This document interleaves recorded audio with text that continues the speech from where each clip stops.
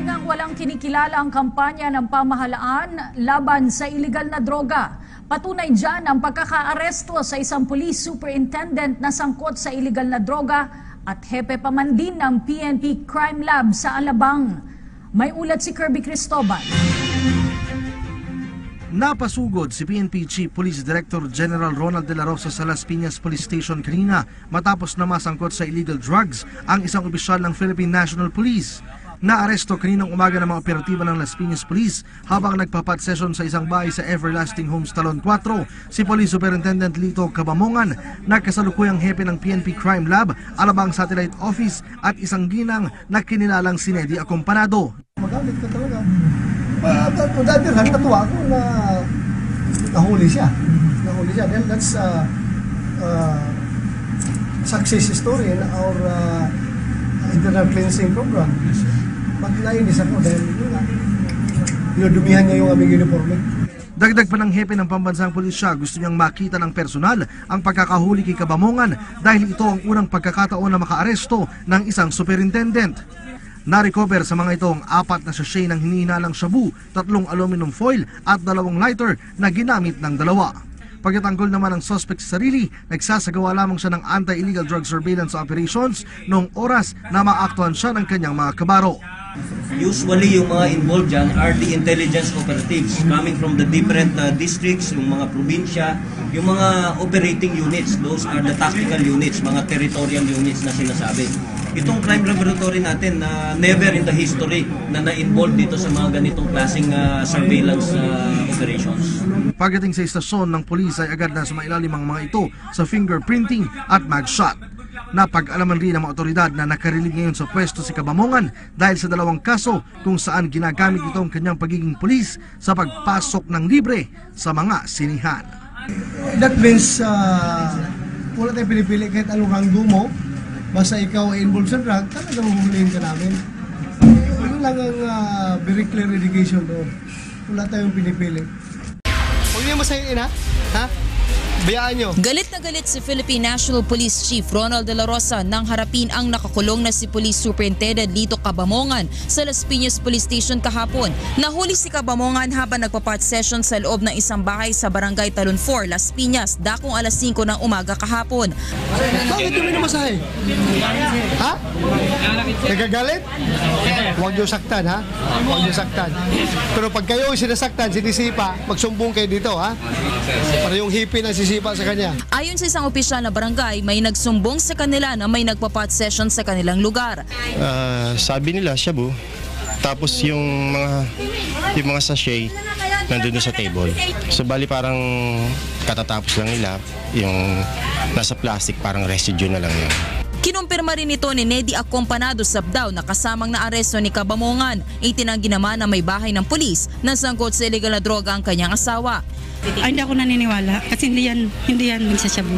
Depensa naman ni Cabamongan, naka-undercover siya alinsunod sa utos ng PNP Crime Laboratory. Para mapatunayan ko na yung intelligence officer ng Crime Lab nagbibenta ng shabu. Kasi binabagsakan niya dyan PCI, Joselito, Simbahan, Sabares, Intel Officer ng Crime Lab. Ngunit itinanggi naman ito ng hepe ng PNP Crime Laboratory Unit na si Police Chief Superintendent Aurelio Trampe. Ayon kay Trampe, wala silang ibinibigay na basbas sa umanay operasyon ni Cabamongan at hindi rin nag-ooperate ang Crime Laboratory sa mga kaso ng illegal na droga. Sinabi naman ni General De La Rosa na imposibleng naka-undercover si Cabamongan dahil nasa floating status ito matapos ireklamo dahil sa pagpupumilit na pumasok sa isang movie house ng walang tiket. Magdusa siya. Bakit siya gumawa ng ganun? Ha? Nagdusa ngayong iba, oh. Siya pa na pulis, dapat doble ang pagdudusa niya dahil pulis siya gumawa ng krimen. Inatasan naman ni Chief PNP ang Internal Affairs Service na bilisan ang investigasyon upang agad na masampahan ang kaso at matagalan sa serbisyo si Cabamongan. Bakit parang nasiraan ka ng bait? Pati sinihan, Hindi po ako hindi ka na nasiraan ng magbabayad. bait, sir. Bakit ganun? Ilang beses na po ako nag-neuro, sir. Hindi naman po ako bumagsak ng neuro. Superintendent Lito Cabamongan was sweating profusely as he answers PNP Chief Ronald De La Rosa's questions about his arrest early morning Thursday.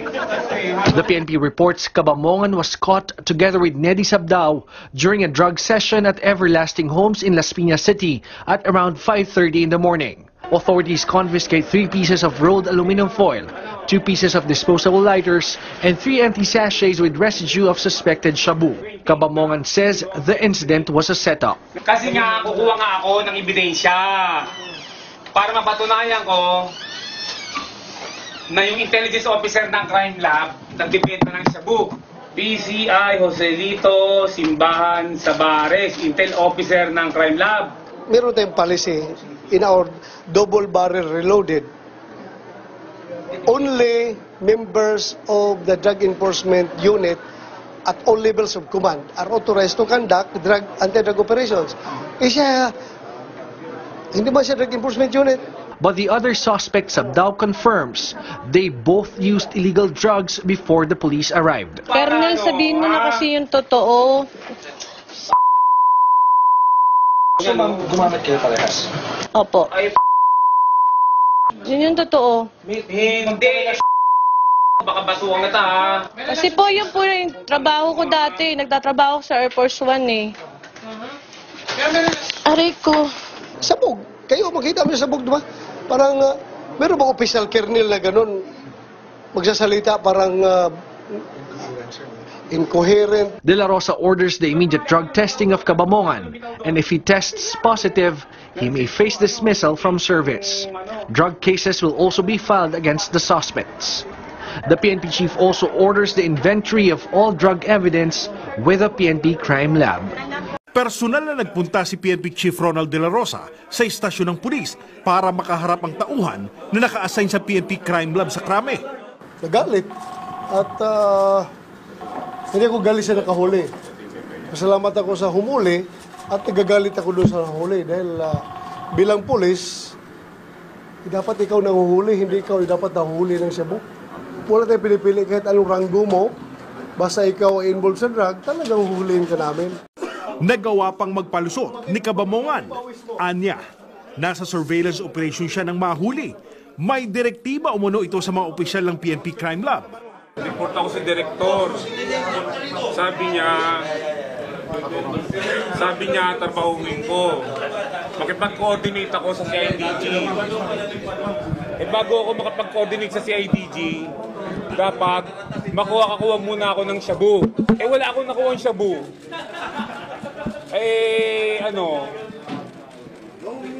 Merong nagpapatstation, pati ako nadamay. Pero ayon kay NCRPO Chief Superintendent Oscar Albayalde, malabo ang palusot ng pulis sa sospek. It's very unlikely na isang personnel from crime laboratory na ma-involve sa ganitong klaseng operation. Itong crime laboratory natin na never in the history na na-involve dito sa mga ganitong klaseng surveillance operations. Mismo ang babae naman na kasamang nahuli ni Cabamongan, umamin at ikinanta ang opisyal. Gumagamit kayo? Kasi yung totoo, bakit ayaw mo kasi magsalita ng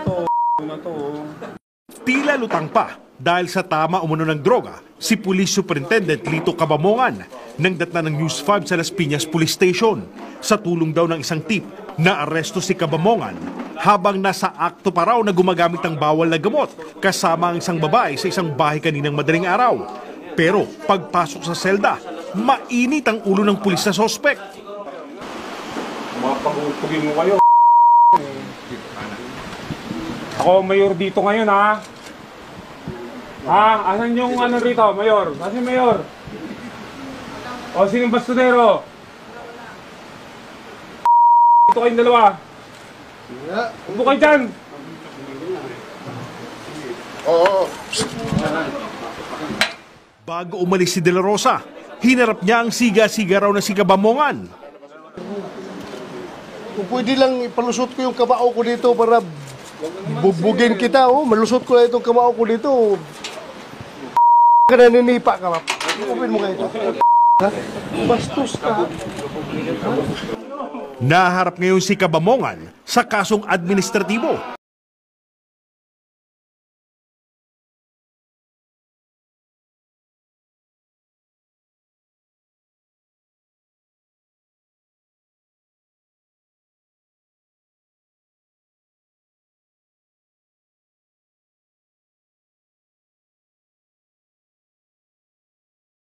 Shabu.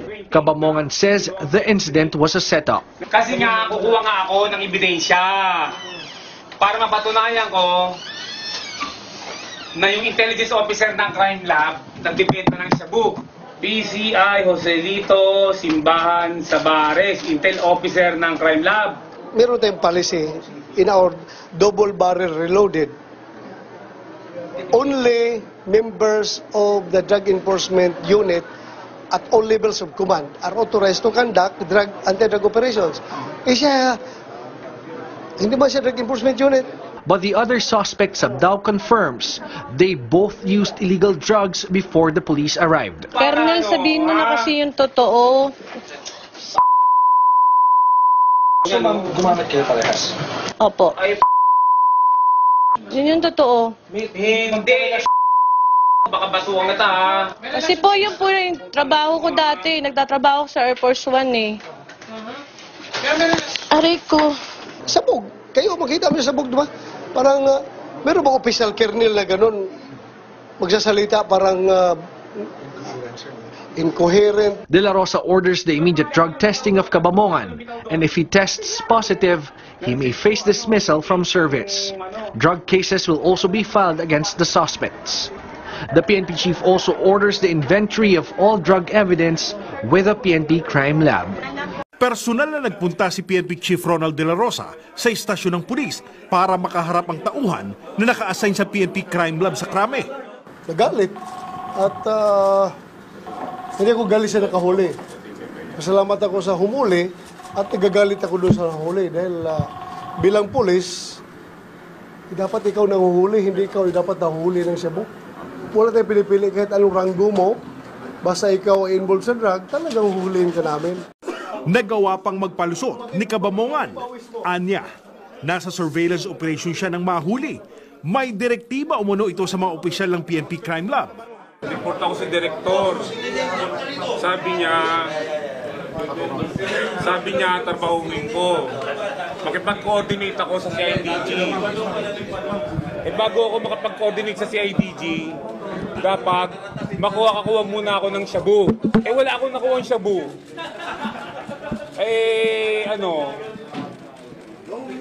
Merong nagpapatstation, pati ako nagamay. Pero ayon kay NCRPO Chief Superintendent Oscar Albayalde, malabo ang palusot ng pulis sa sospek. It's very unlikely na isang personnel from crime laboratory na ma-involve sa ganitong klaseng operation. Itong crime laboratory natin never in the history na na-involve dito sa mga ganitong klaseng surveillance operations. Mismo ang babae naman na kasamang nahuli ni Cabamongan, umamin at ikinanta ang opisyal. Gumagamit kayo? Kasi yung totoo, bakit ayaw mo kasi magsalita ng Tila lutang pa dahil sa tama umano ng droga si Police Superintendent Lito Cabamongan nang datna ng News 5 sa Las Piñas Police Station sa tulong daw ng isang tip na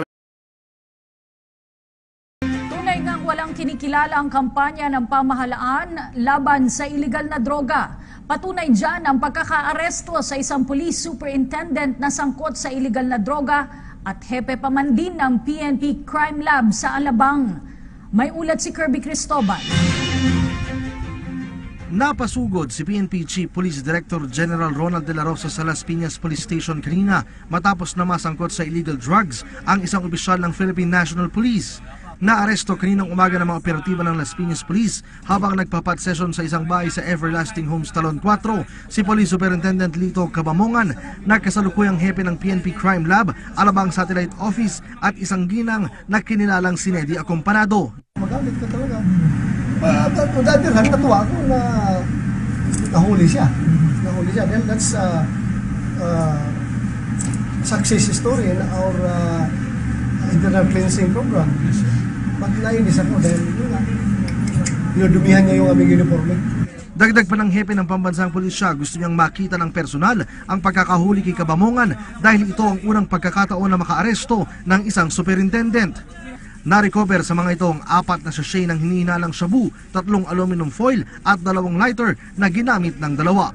Pagkatanggol naman ng suspect sa sarili, nagsasagawa lamang siya ng anti-illegal drug surveillance operations noong oras na maaktuhan siya ng kanyang mga kabaro.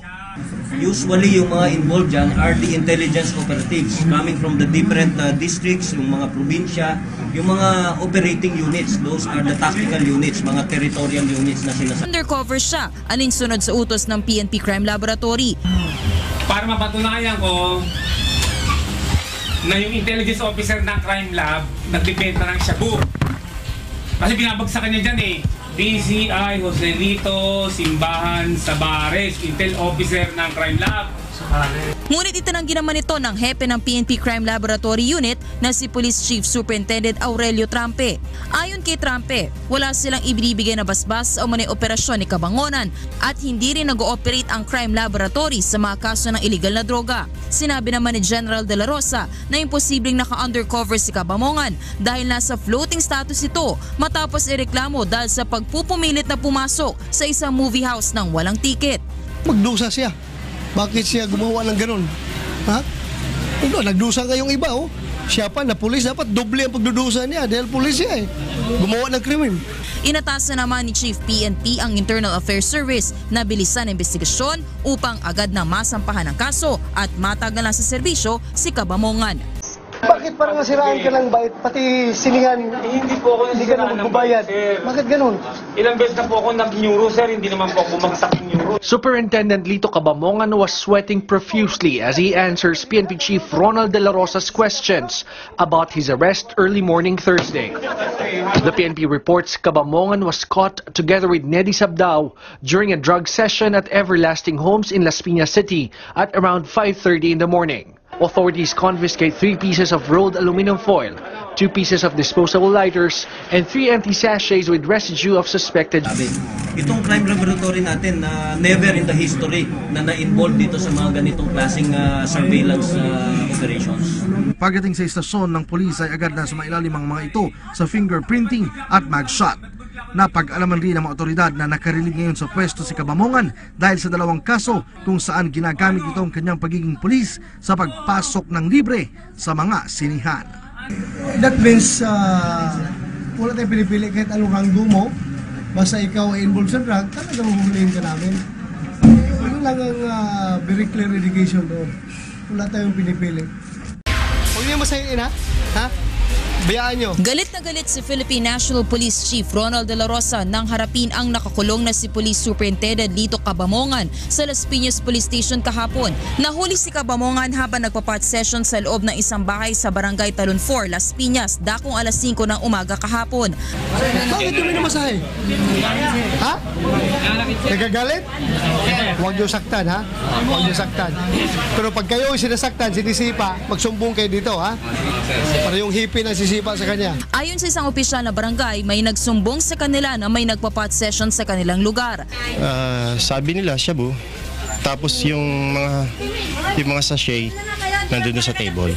So bali parang katatapos lang nila, yung nasa plastic parang residue na lang yun. Kinumpirma rin ito ni Nedy Acompanado Sabdao na kasamang naaresto ni Cabamongan. Itinanggi naman na may bahay ng pulis na sangkot sa illegal na droga ang kanyang asawa. Ay, hindi ako naniniwala kasi hindi yan magsashabu.